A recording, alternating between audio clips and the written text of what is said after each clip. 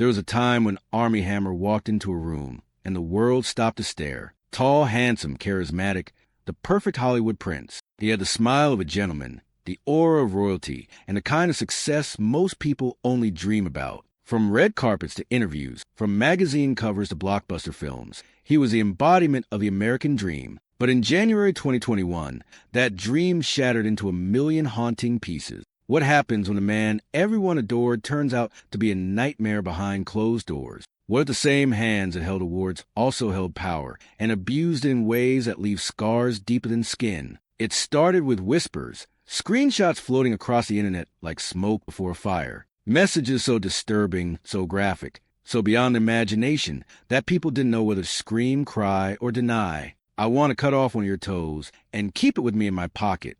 I am 100% a cannibal. I want to eat you. These weren't horror movie lines. These were allegedly from Armie Hammer to real women in real conversations. The world gasped, and then it began to unravel. Victims began to speak up, not just about bizarre fantasies, but about emotional abuse, manipulation, violent sex acts, and coercive control. Women who once thought they were in consensual relationships found themselves trapped in webs of psychological domination and fear. The charming actor they met turned into someone unrecognizable, someone dangerous. Within weeks, Armie Hammer went from being Hollywood's next big thing to the man nobody wanted to touch. He was dropped from films, abandoned by his talent agency, ridiculed by the media, hunted by the public. And the man who once played a prince in movies was now cast as a monster in real life. But this story isn't just about leaked DMs or scandalous rumors. This story is about power. It's about how charm can be a mask, and how the most dangerous people often hide behind the prettiest faces. It's about the silence of victims,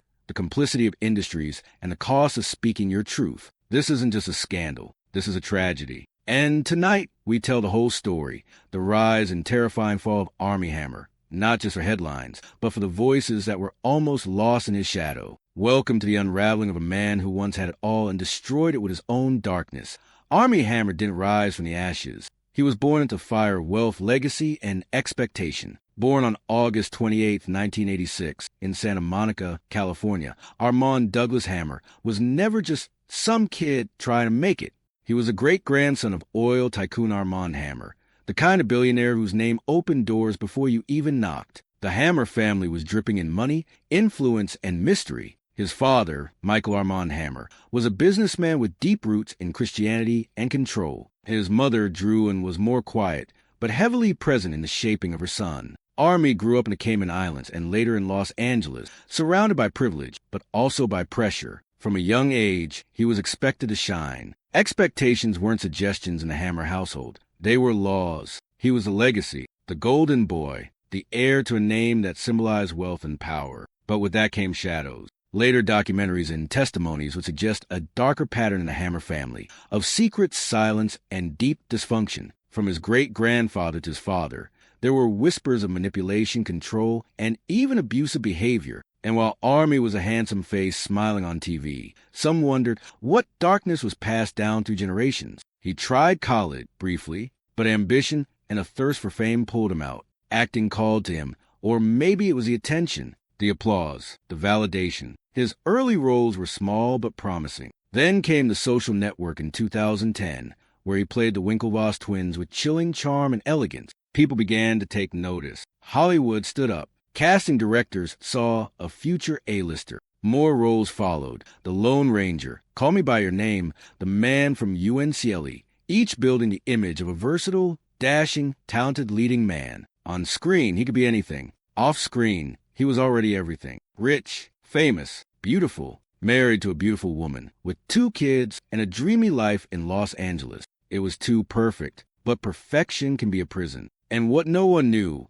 what no one wanted to know, was that behind the flashing cameras and red carpets, something was quietly unraveling. Armie Hammer wasn't just acting, he was hiding. Behind every smile was something darker. Behind every movie role was a man battling demons he couldn't silence, and perhaps didn't want to, because sometimes, when you grow up never being told no, you start believing you can do anything, even if it means destroying others in the process. T.O. the outside world. Armie Hammer was it, the walking poster boy for the modern-day gentleman, the kind of man women wanted, and men wanted to be. Well-spoken, tall, sculpted jawline, fluent in interviews, and always dressed like he just stepped out of GQ magazine. He played princes, agents, lovers, even cowboys, and the world believed every second of it. He wasn't just acting, he was performing a lifestyle. He married TV personality and businesswoman Elizabeth Chambers in 2010. On Instagram, their lives look like a fairy tale. Couple photos in Paris, baby pictures, family holidays, luxury vacations, all filtered perfection. Together, they had 2 beautiful children. They smiled on red carpets, hosted charity events, and played house like everything was serene. But something was always off. If you look closely, Armie had a restlessness, a shadow that crept in behind his eyes when the cameras weren't rolling. He often spoke of feeling caged, of not being able to explore his full self. There were interviews where he'd joke about his wild side, his need for control, his darker desires. People laughed, brushed it off. That's just Hollywood charm, they thought. He's just being edgy. But he wasn't joking. While the world called him the perfect man, behind closed doors, a different version of Armie began to surface, one that was obsessed with domination, submission, and control. He wasn't just exploring fantasies. He was living them out, often in ways that blurred or completely erased the line of consent. He began using anonymous social media accounts, secret Instagrams where he posted drug use, disturbing content, and private photos of women he'd been intimate with. Screenshots would later leak.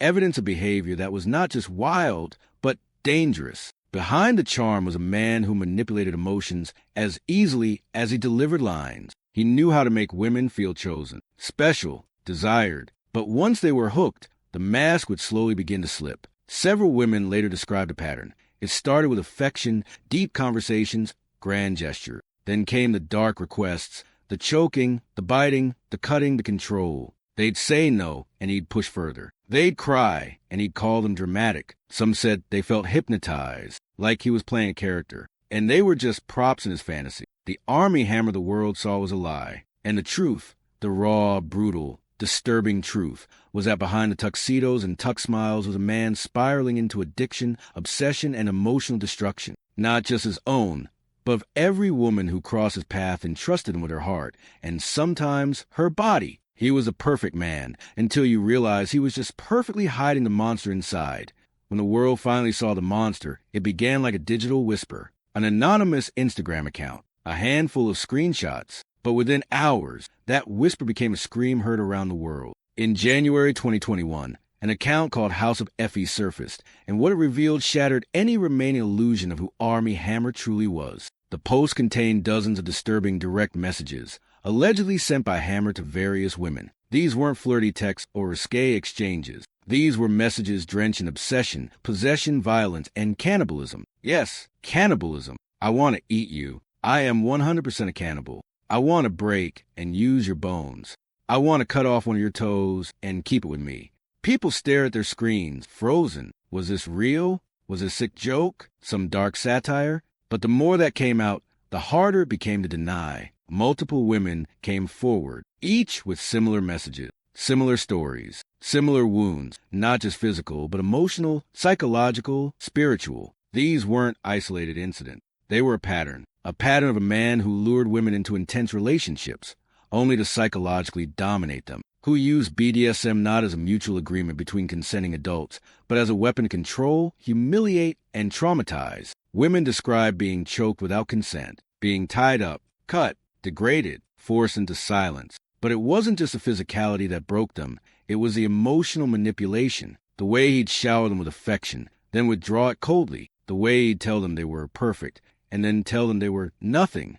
It was a kind of psychological warfare, dressed in the costume of love. The messages weren't all about flesh and blood. Some were about control. He told one woman she was a slave. He said he wanted to brand her so that no one else could touch her. These weren't fantasies. These were admissions, desires, plans, and they terrified the world. But for the victims, it wasn't just terrifying. It was validating. Because for months, even years, many had been suffering in silence, wondering if they were crazy, if they were overreacting, if maybe he was just kinky.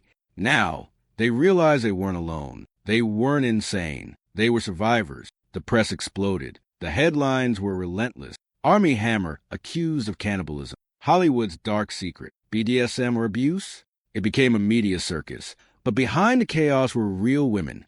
trying to piece together their lives after being chewed up and emotionally spit out by a man they once trusted. And while Armie denied the authenticity of the DMs, the world had seen enough. The damage was done. The internet never forgets, and what had been exposed could never be unseen. This wasn't fiction. This wasn't a movie. This was the moment when Hollywood's charming prince finally took off his mask and revealed the monster he'd always been. The victims speak. What it feels like to be broken by someone you trusted. Long before the DMs went public, the pain was already there, hidden in the hearts of women who had been emotionally dismantled by Armie Hammer. They were ex-lovers, brief flings, fans-turned-partners, each with a different name, a different background, but one thing in common. They had fallen for a man who never existed. One of the most vocal was Effie, the anonymous woman behind the Instagram account that ignited the scandal. In March 2021, she stepped into the light. Shaking, crying, and terrified, she told the world her truth. Effie alleged that in 2017, she was raped by Armie Hammer for over 4 hours. She said he beat her feet with a crop, slammed her head against a wall, and emotionally destroyed her. Her voice cracked as she said, "I thought he was going to kill me." She was 20. He was 30. She said she trusted him. She thought it was love. But what she experienced was fear wrapped in passion, pain disguised as romance. Then came Paige, a model and influencer. She said she dated Hammer for several months, and during that time, he carved the letter A into her skin with a knife. She claimed he pressured her into acts she wasn't comfortable with, called her his perfect little slave, and made her feel like she was no longer a person, just an object of consumption. She said, "He told me he wanted to remove my ribs and barbecue them."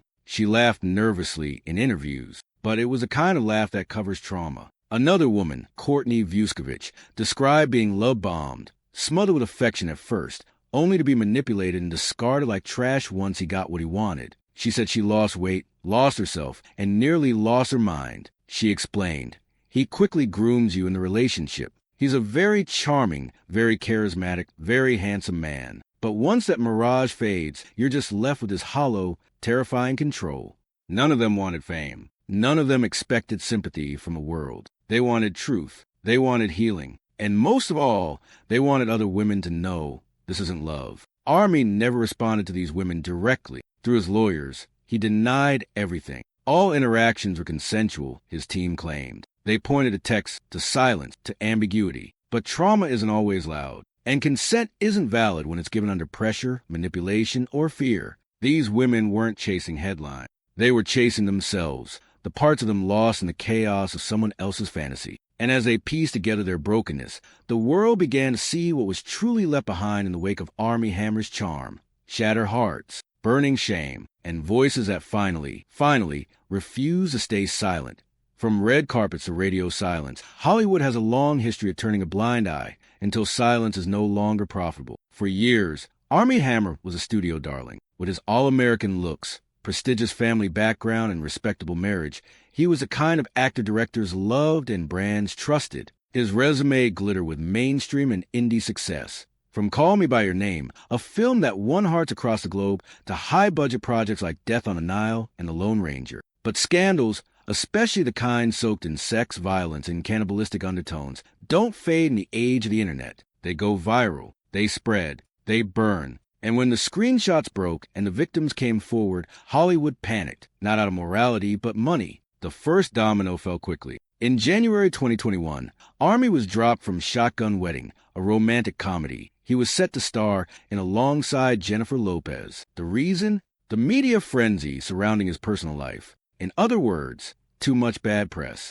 Next came his exit from the Paramount Plus series The Offer, where he was supposed to play a lead role in the making of The Godfather. Then, the final blow. WME, one of the most powerful talent agencies in the world, dropped him completely. No statement. No fight. Just gone. He went from one of the most sought-after actors to untouchable, all within weeks. And while publicists and PR firms scrambled to create damage control narratives, there was little they could do. The screenshots were too graphic. The testimonies were too many. And the whispers in the industry? They had grown into roars. Behind closed doors, insiders admitted they had heard rumors for years. Stories about Armie's kinks, his controlling behavior, his dark side. But no one wanted to believe it. Or worse, no one cared. Until the spotlight turned and the money started bleeding. Suddenly, producers were re-editing films. Trailers were recut to minimize the screen time. Actors who once praised him now avoided his name. The media that once glamorized him now feasted on every detail of his downfall. And Armie?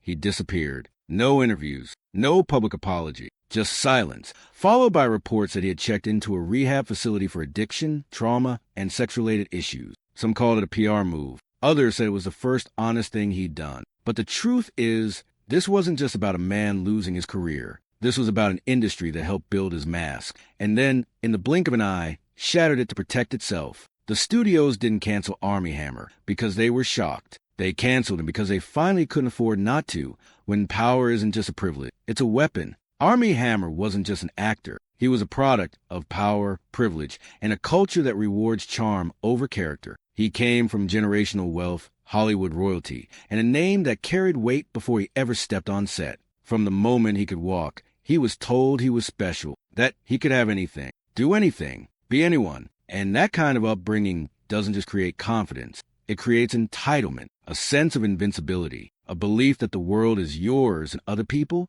they're just part of the story you're writing for yourself. So when Armie whispered things like, "I want to own you, I want to eat you, I decide what happens to you," it wasn't just fetish talk. It was a language of domination, of someone who believed he had the right to devour someone else's body, mind, and soul. And the scariest part? He didn't think it was wrong. Because for men like Armie, men raised believe they're kings. Boundaries are suggestions. Consent is negotiable. Pain is pleasure. And people are tools, emotional toys, created to be used, then discarded. This scandal wasn't just about leaked DMs or shocking fantasies. It was about what happens when a man with unchecked power is never told no. Hollywood is full of broken souls who wear perfect suits, people who smile for the cameras while bleeding behind the scenes. But what makes Armie's case so chilling is how normal he seemed, how polished, how safe. He wasn't the creepy guy in the corner. He was a handsome man in the spotlight, and that's what made him so dangerous. Psychologists point out signs of narcissistic tendencies, emotional detachment,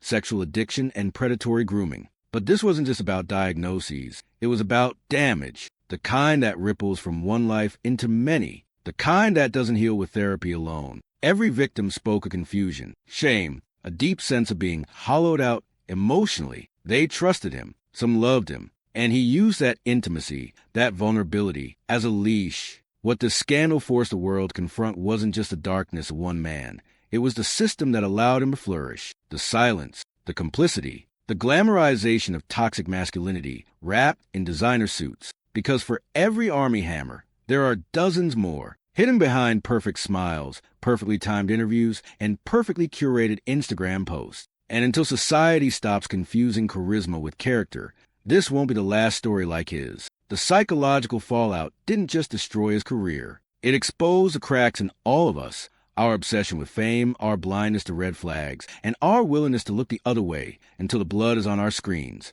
When truth becomes entertainment, the moment Armie Hammer's name hit the trending list, the world didn't pause the process. It rushed to perform. Screens lit up. Tweets flew. YouTubers scrambled to upload videos. TikTok stitched screenshots with dramatic music. Memes exploded, some mocking, some horrified. And as usual, the internet did what it does best. It turned trauma into content. People didn't just want to know the story. They wanted to own it, comment on it, profit from it. Everyone became an expert. Everyone had a theory. Was it really abuse? Are the DMs even real?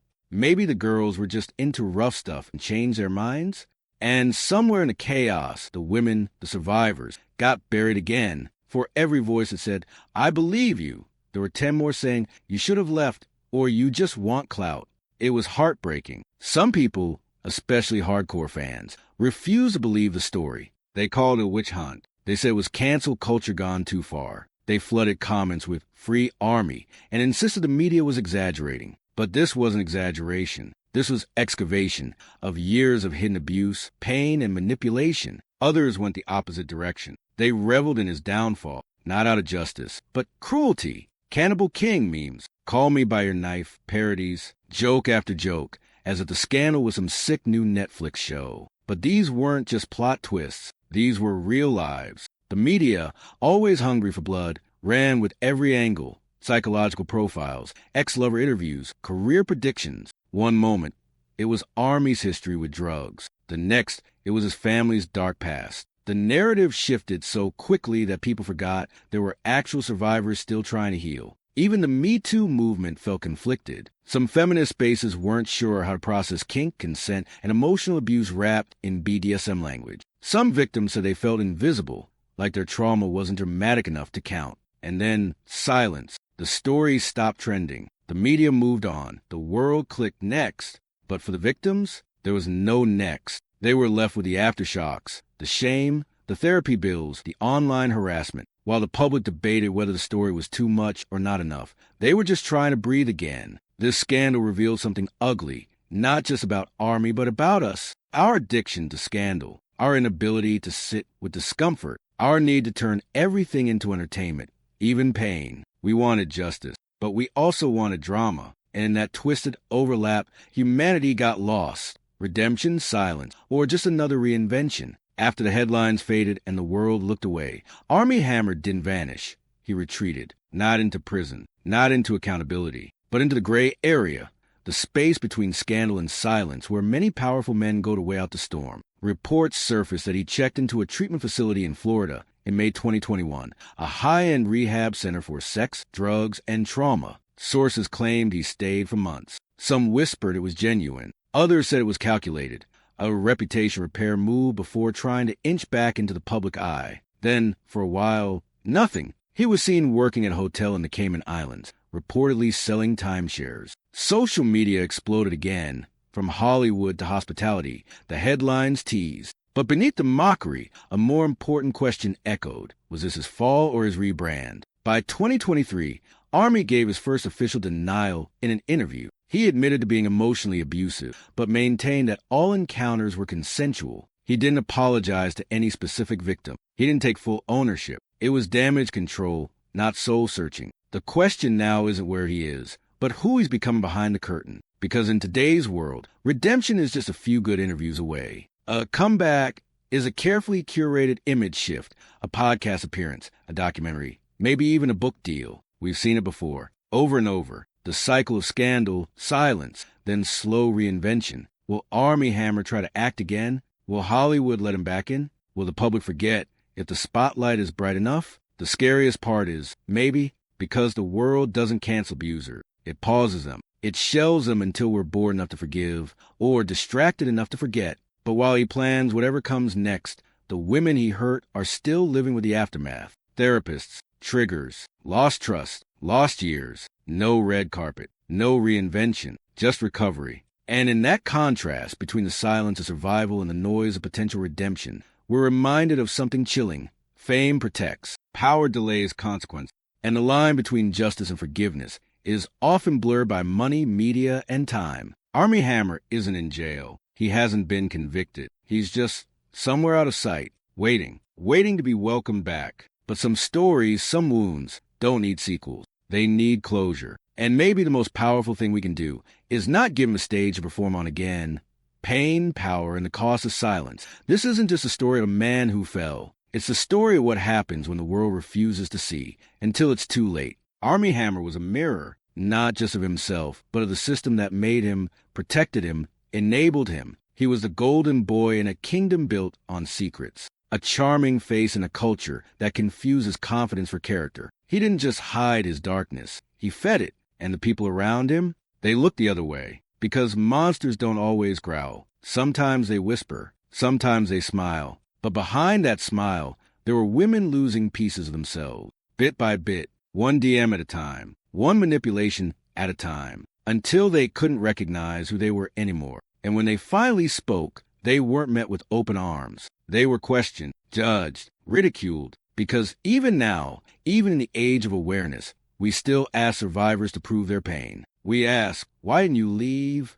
Why did you go back? Why didn't you scream louder? But we never ask, why did he hurt them? Why was he allowed to? Why did we cheer for him, even as the cracks showed? This story is about more than Armie Hammer. It's about the illusion of safety. The way we fall in love with personalities, not people. The way we forget that fame is not goodness. It's just visibility. And in that visibility, we often ignore the quiet cries. There's a reason it took anonymous screenshots to break this case. Because long before the internet believed them, the victims stopped believing in themselves. Let that sink in. Pain like this doesn't go viral because people care. It goes viral because people are entertained. But this is not entertainment. This is trauma. This is survival. This is truth crawling out of silence, trembling and brave, asking only to be heard. So as we close this chapter, remember, Armie Hammer may rebuild. Hollywood may forget. The headlines may fade. But for every woman he left emotionally bleeding, for every heart he fractured with control, obsession, and fear,